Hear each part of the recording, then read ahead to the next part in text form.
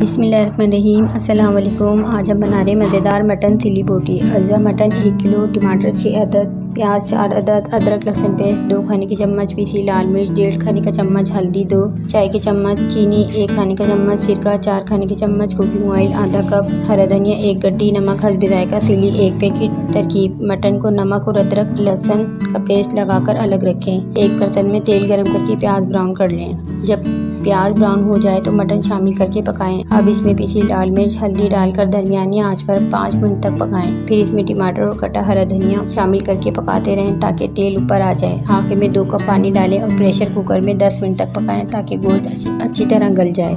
Serving plate में निकालें, हरा धनिया सजाएं और दरमियान में सिली डालकर गरम गरम पेश करें। व्यूअर्स, मज़ेदार मटन चिली बोटी तैयार है। व्यूअर्स, अच्छी आसान रेसिपी के लिए चैनल को सब्सक्राइब कर दें, बेल आइकन को प्रेस कर दें ताकि आपको ज़बरदस्त रेसिपीज़ मिल सकें। Thanks for watching.